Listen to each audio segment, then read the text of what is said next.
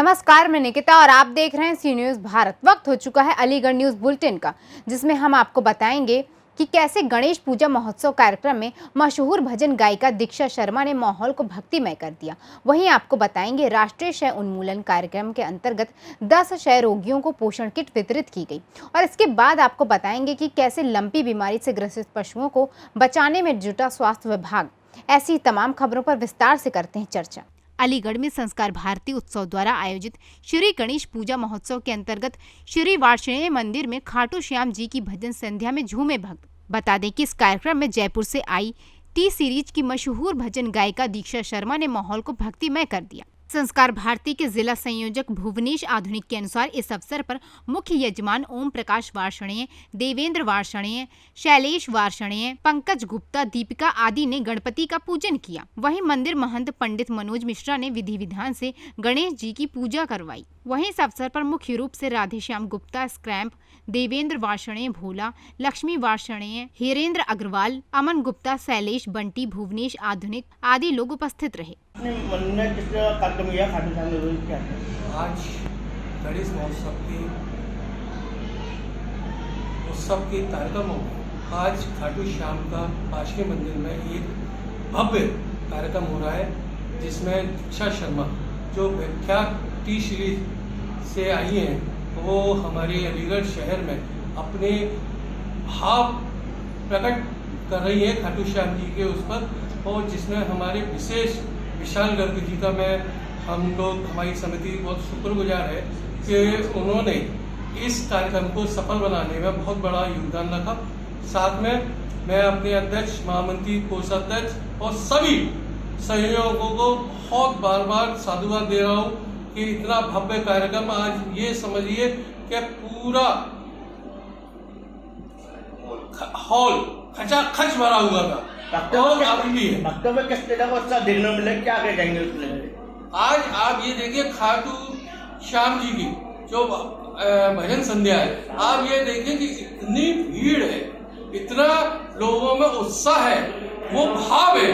गणेश जी महाराज की ये असीम कृपा है। वार्षणेय मंदिर में जब भी संस्कार भारती उत्सव कार्यक्रम करता है, वो इसी तरीके से भावपूर्ण कार्यक्रम करता है। बहुत बहुत धन्यवाद। अलीगढ़ से सी न्यूज संवाददाता संजीव शर्मा की रिपोर्ट। अलीगढ़ में गणेश चतुर्थी के उपलक्ष्य में 11 दिवसीय कार्यक्रम के अंतर्गत विदाई समारोह हुआ, जिसमें संतों को उपहार देकर उन्हें विदाई दी गई। वहीं मीडिया प्रभारी ललित वार्षणेय ने बताया कि नाथ संप्रदाय, जूना अखाड़ा, उदासी अखाड़ा, स्वामी अखाड़ा के संत इस कार्यक्रम में आए थे।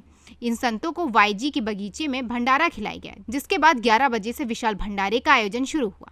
अलीगढ़ के समस्त भक्तों के द्वारा यह भंडारा किया गया, जो देर रात्रि तक चला, जिसमें भक्तों ने प्रसाद ग्रहण कर अपने आप को धन्य महसूस किया। बता दें कि ये कार्यक्रम महंत विनय नाथ महाराज के सानिध्य में किया गया। क्या नाम है, किस जगह भंडारे का आयोजन किया है? मेरा नाम ललित वार्षणेय है। आज प्राचीन सिद्धपीठ श्री गणेश मंदिर पर हर वर्ष की बात ही आज विशाल भंडारे का आयोजन किया जा रहा है। ये गणेश चतुर्थी का महोत्सव चल रहा है। ये 9 दिवसीय महोत्सव चलेगा। इसमें भक्तों की बहुत भीड़ देखी जा रही है भंडारे में। हफ्ते में किस तरह का स्टार बहुत बढ़िया, बहुत भक्तों की भीड़ लगी है, बहुत खा रहे हैं भक्त। क्या भंडारा किया गया? आज प्राचीन सिद्धपीठ श्री गणेश मंदिर में नेताजी गणेश महोत्सव में आज विशाल भंडारे का आयोजन किया गया। उसमें प्रथम जो प्रसादी रही संत प्रसादी, जो अलीगढ़ में पूरे अलीगढ़ क्षेत्र में संत प्रसादी अलीगढ़ के अंदर एक प्राचीन गणेश मंदिर पर होती है, क्योंकि नाथ संप्रदाय का पुराना आश्रम है।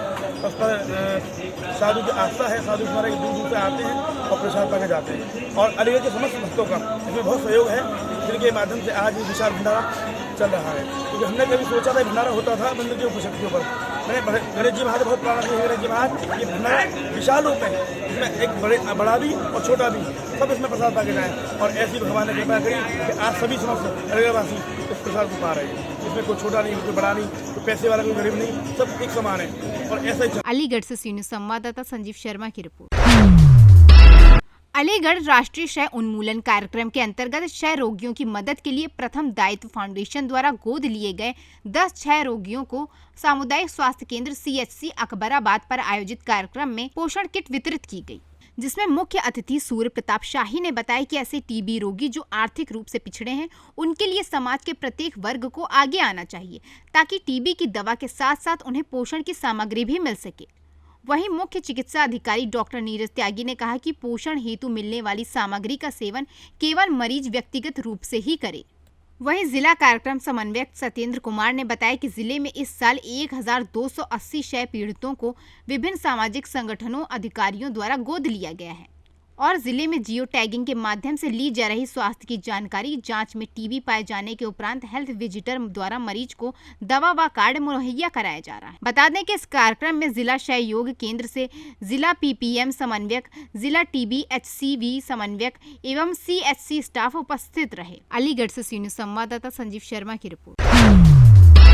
जनपद अलीगढ़ में मवेशियों में फैले लंपी बीमारी वायरस का प्रकोप 126 गांव तक पहुंच गया है। इसकी चपेट में 4099 पशु आ चुके हैं और 41 की मौत हो चुकी है। विभाग का दावा है कि 650 पशु इस बीमारी से अब तक ठीक हो चुके हैं, जबकि 30,000 से अधिक पशुओं का टीकाकरण भी हो चुका है। मुख्य पशु चिकित्सा अधिकारी डॉक्टर BP सिंह ने बताया कि अब तक 38 सैंपल जांच के लिए मथुरा भेजे गए थे, जिसमें से 12 पॉजिटिव केस पाए गए हैं। साथ ही उन्होंने आगे बताया कि कुल 48 टीमें अब तक 30,000 पशुओं को वैक्सीनेशन लगा चुकी हैं और प्रत्येक ब्लॉक में 3-3 टीमें घर घर जाकर टीकाकरण का काम कर रही हैं। बता दें कि लंपी बीमारी का प्रकोप कुछ कम हो रहा है और रिकवरी भी जल्द ही हो रही है। लंपी स्किन डिजीज पशुओं को होने वाली एक वायरस बीमारी है।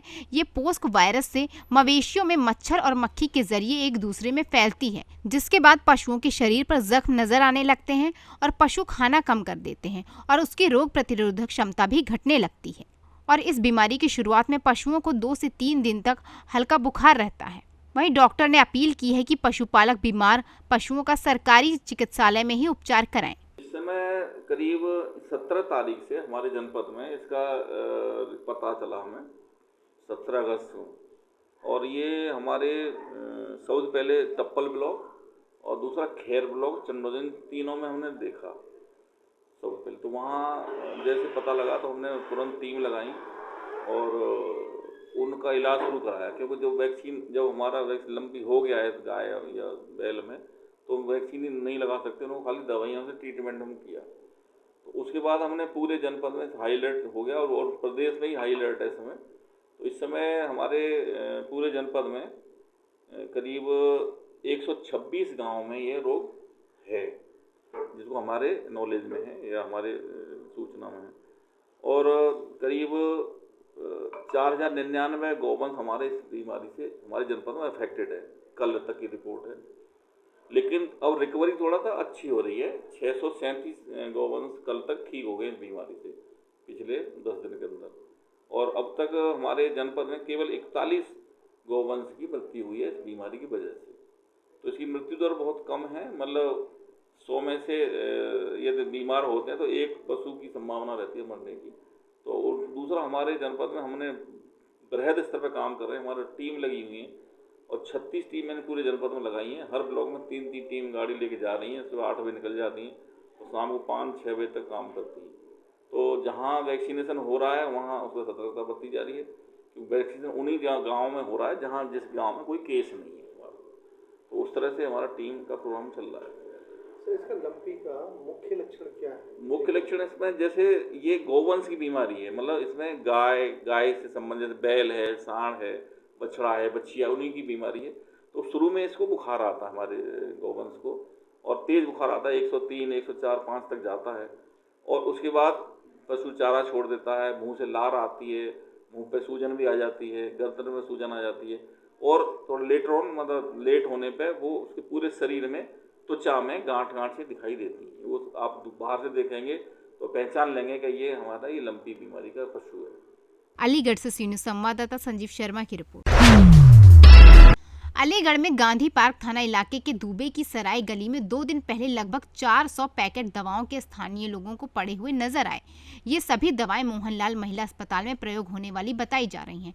कोई भी दवा एक्सपायरी डेट की भी नहीं थी। वहीं भारी तादाद में दवाएं मिलने से स्वास्थ्य विभाग में हड़कंप मच गया है। प्राथमिक जाँच में सभी दवाएं मोहनलाल अस्पताल की बताई जा रही है। ये सभी दवाएं गर्भवती महिलाओं की ताकत के लिए दी जाती है।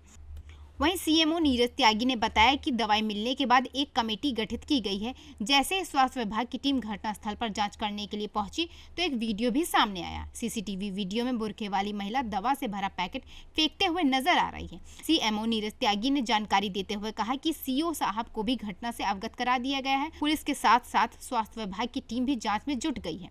बहुत जल्द दवा फेंकने वाली महिला के खिलाफ कार्रवाई की जाएगी। सर, आयरन की टेबलेट भारी तादाद में 2 पड़ाकों में रिपोर्ट का नहीं हुआ है, क्या कहना है इसका उस पर आपका? देखिए, रात्रि लगभग 9:40 पे ये जानकारी प्राप्त हुई थी कि इस तरह से गोलियां वहां एक बंद मकान के बाहर पड़ी हैं। तभी टीम भेज के उन्हें वहां से कलेक्ट करा लिया गया है और टीम को इस जांच के लिए लगा दिया गया है कि वो किस स्रोत से हैं। और इसमें थोड़ा सा समझने वाली बात यह है कि दवाइयों की एक्सपायरी जो है वो जुलाई 24 तक की है, मतलब वो सारी दवाइयाँ अभी व्यवहार में ली जा सकती हैं।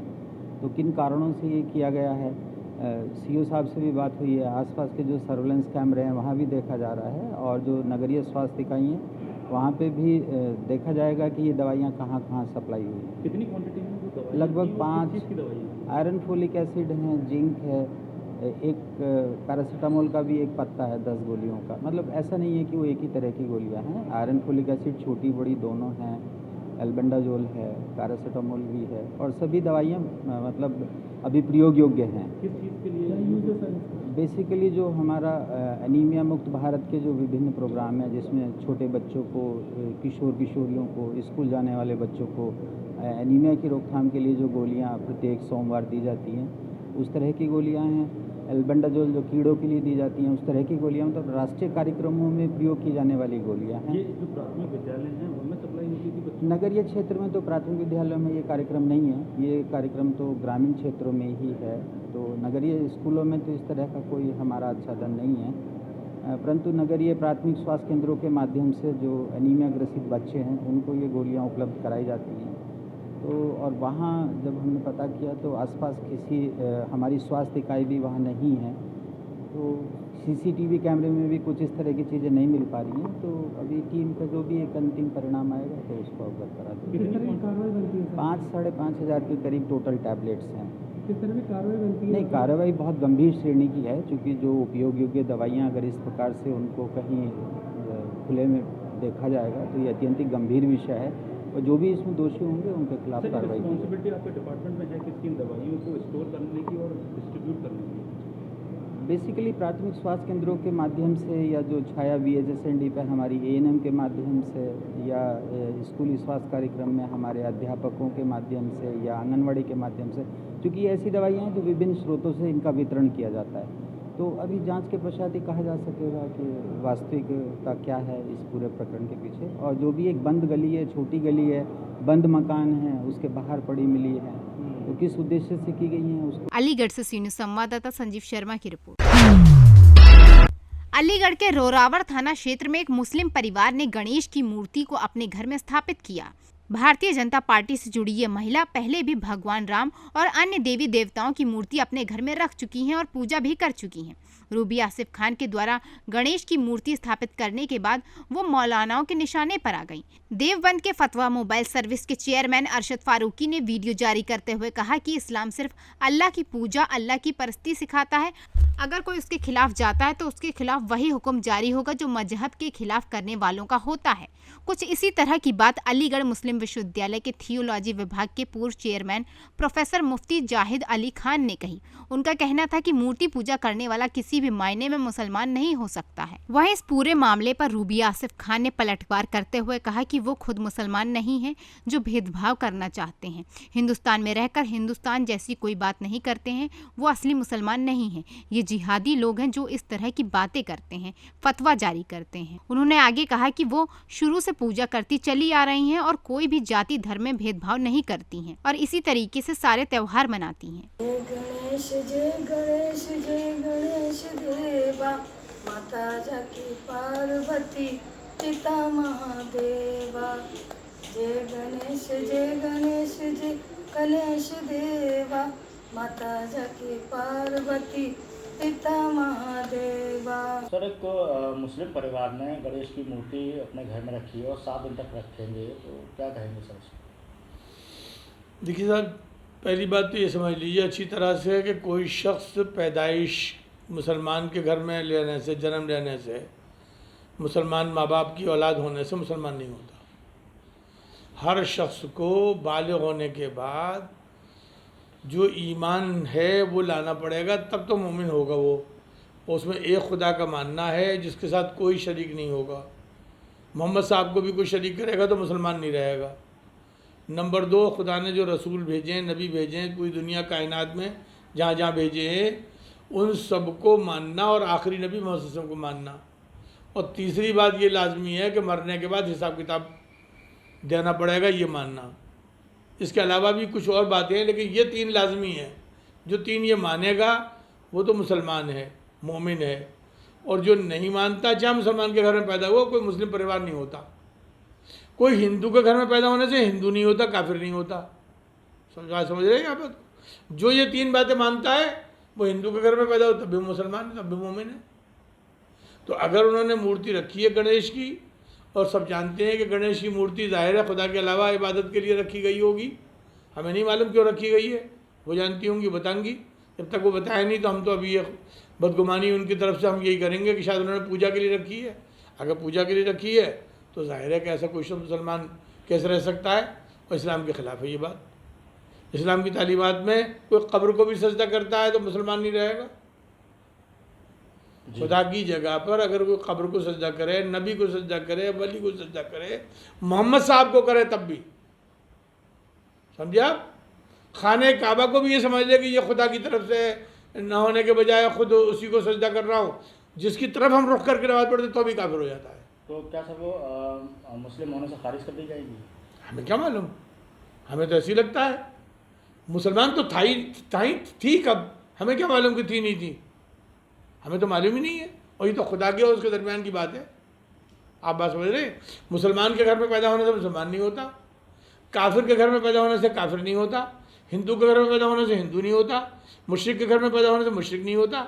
जो भी 3 बातें बुनियादी तौर पर मानेगा, एक खुदा को जिसके साथ कोई शरीक ना हो, सारे नबियों को मानना, आदम अलैहिस्सलाम से लेकर मोहम्मद सल्लल्लाहु अलैहि वसल्लम तक, और आखिरी नबी मुसलमान को मानना, और मरने के बाद हिसाब किताब, चाहे किसी भी घर में पैदा हुआ हो वो मुसलमान होगा, मोमिन होगा। अच्छा सर, देवबंद के एक चेयरमैन है, फतवा जो मोबाइल सर्विस है उसके चेयरमैन है, उन्होंने कहा है कि उन्होंने जो मूर्ति रखी है वो इस्लाम के जो है ख़िलाफ़ है, वो इस्लाम विरोधी बात है। हाँ, ये बात तो ठीक है उनकी कि इस्लाम के ख़िलाफ़ है। मूर्ति रखेंगे आप तो एक खुदा को मानने की बात नहीं है, एक खुदा को मानेंगे तो मूर्ति नहीं रख सकेंगे।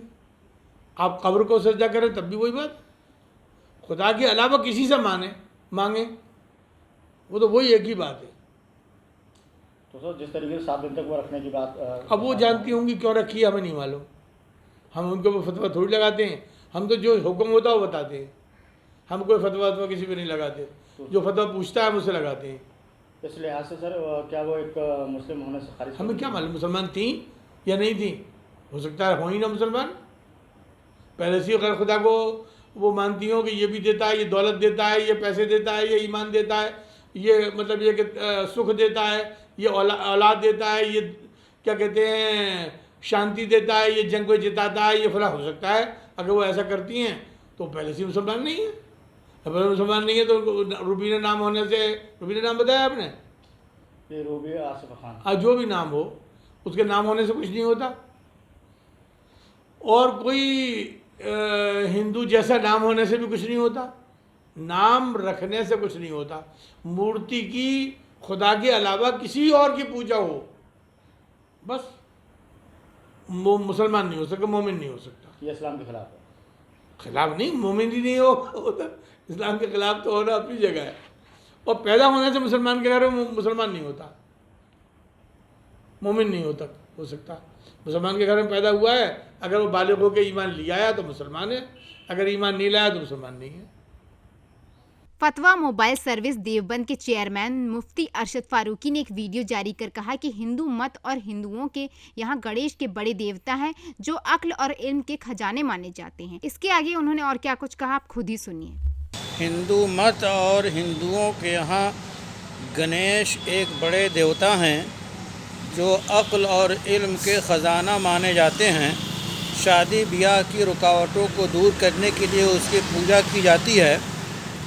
जहाँ तक मसला है इस्लाम का, तो इस्लाम सिर्फ़ अल्लाह की पूजा, अल्लाह की परस्तिश सिखाता है। जो इसका पाबंद है वो मुस्लिम है।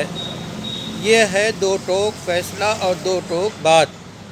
अब अगर कोई इसके ख़िलाफ़ करता है तो वो अपने मज़हब के ख़िलाफ़ करता है और वो हुक्म जारी होगा जो हुक्म इस्लाम के या मज़हब के ख़िलाफ़ करने का होता है। ये दो बातें बिल्कुल वाज़ेह हैं। मुस्लिम परिवार द्वारा मूर्ति रखे जाने पर ऑल इंडिया कौमी तंजीम के प्रदेश उपाध्यक्ष एन जमाल खान ने कहा कि वो भाजपा की कार्यकर्ता हैं और कुछ इस तरह के मुसलमानों ने सोशल मीडिया पर या न्यूज़पेपर पर बने रहने के लिए एक बहुत ही आसान सा रास्ता अपनाया है। सर, एक तो अलीगढ़ में मुस्लिम परिवार है जिसने गणेश की मूर्ति अपने घर में रखी हुई है और अगले 7 दिन तक रखेंगे, तो क्या कहेंगे इसमें? वो नेत्री भाजपा की कार्यकर्ता हैं और कुछ इस तरह के मुसलमानों ने सोशल मीडिया पर या न्यूज़पेपर में बने रहने के लिए ये एक बहुत ही रास्ता जो है अपनाया है कि इस तरीके की बयानबाजी करो, इस तरह का कामों को अंजाम दो, जिससे कि बीजेपी के पदाधिकारी और बीजेपी के कार्यकर्ता खुश हों और हम लोग जो है सस्ती लोकप्रियता हासिल कर लें। अच्छा सर, देवबंद के जो मोबाइल सर्विस पर जो फतवा जारी करते हैं, जो चेयरमैन हैं, उनका कहना है सर कि ये इस्लाम के ख़िलाफ़ है, इस्लाम एक तरह से इस्लाम विरोधी गतिविधि, क्या कहेंगे सर इसमें? देखिए, इस्लाम वो तो बेहतर वो समझ सकते होंगे, लेकिन मेरी निजी राय ये है कि घर में मूर्ति पूजन करना या मूर्ति रखना ये इस्लाम में जायज़ नहीं। तो क्या मानते सर, क्या वो मुस्लिम होने से खारिज हो जाएंगे? नहीं, इसके बारे में मैं इतना नहीं बता सकता, क्योंकि इसमें तो जो मुस्लिम इस्लामिक स्कॉलर होंगे वही इसका जवाब दे सकते हैं। लेकिन ये मैं जानता हूँ सियासत के हिसाब से कि एक सस्ती लोकप्रियता हासिल करने के लिए कुछ मुस्लिम नेता या कार्यकर्ता जो भाजपा से जुड़े हुए हैं वो इस तरह की हरकतें करते रहते हैं। तो सर, इस तरह की जो ये गतिविधि है, क्या इस्लाम विरोधी मानी जाएगी? इसको मैं नहीं कह सकता, क्या अभी मैंने कहा, इसको मैं नहीं कह सकता कि इस्लाम विरोधी मानी जाएगी, क्योंकि ये इस्लामिक जो स्कॉलर हैं वही अपने जो दीन के बारे में बहुत अच्छा जानते हैं, वही बता सकते हैं। इस पर रूबी आसिफ खान ने पलटवार करते हुए कहा कि वो खुद मुसलमान नहीं हैं जो भेदभाव करना चाहते हैं। हिंदुस्तान में रहकर हिंदुस्तान जैसी कोई बात नहीं करते हैं, वो असली मुसलमान नहीं हैं। ये जिहादी लोग हैं जो इस तरह की बातें करते हैं, फतवा जारी करते हैं। ये जानते नहीं हैं कि क्या गलत है और क्या सही, इन्हें बोलने से मतलब है। इसके अलावा उन्होंने और क्या कुछ कहा, आप खुद ही सुनिए। देवताओं की पूजा करती हैं और आपके द्वारा गणेश जी की प्रतिमा को घर में स्थापित किया गया है, जिसको लेकर मुल्ला और मौलवियों के विवादित बयान सामने आ रहे हैं। उन्होंने कहा है कि जो हिंदू देवी देवताओं की पूजा करता है वो मुसलमान नहीं हो सकता, क्या कहेंगी आप? मैं ये कहूँगी कि वो खुद मुसलमान नहीं है, जो मतलब भेदभाव करना चाहते हैं, हिंदुस्तान में रह के हिंदुस्तान जैसी कोई बात नहीं करते, वो असली मुसलमान नहीं हैं। ये जिहादी लोग हैं जो इस तरह की बातें करते हैं, फतवे जारी करते हैं। ये जानते नहीं हैं सही क्या है गलत क्या है, इनको बोलने से मतलब। अगर सच्चे मुसलमान होते तो ये इस तरह की बातें नहीं करते। मैं तो पूजा शुरू से करती चली आई हूँ और कोई भी जाति धर्म में कोई भी भेदभाव नहीं मानती हूँ और मैं इसी तरह से सारे त्यौहार मनाती हूँ। और ये लोग पहले भी मेरे ऊपर फतवे जारी कर चुके हैं, इसी तरह से बोल चुके हैं। मेरे पोस्टर पहले भी इन्होंने लगवाए थे इस्लाम से खारिज करने के, लेकिन मैंने कभी हार नहीं मानी। अपने देश के लिए मैं कुछ करना चाहती हूँ। मैं चाहती हूँ इसी तरह एकता रहे, सभी हिंदू मुसलमानों में कोई भेदभाव ना रहे। अब आपने क्या किया है? मतलब मैंने भगवान गणेश जी की मूर्ति स्थापित की है अपने घर में। हाँ, आज हो गए 7 दिन के लिए की है, आज तीसरा दिन है। तो जो सहारनपुर के मौलवी हैं जी, जो बयान दे रहे हैं आपको लेकर, जी, उनको क्या कहना चाहेंगे ऐसे मौलवियों को? मैं ऐसे मौलवियों को मुसलमान नहीं मानती हूँ। वो जिहादी हैं और वो देश का अच्छा नहीं चाहते, भला नहीं चाहते। वो एक उग्रवादी हैं, वो सही सोच नहीं है उनकी, तो वो सही मुसलमान नहीं है। सही सोच वाले होते तो वो ऐसी बात नहीं बोलते। अलीगढ़ से सी न्यूज़ संवाददाता संजीव शर्मा की रिपोर्ट। फिलहाल के लिए अलीगढ़ न्यूज़ बुलेटिन में बस इतना ही। देश और दुनिया की तमाम खबरों के लिए देखते रहिए सी न्यूज़ भारत।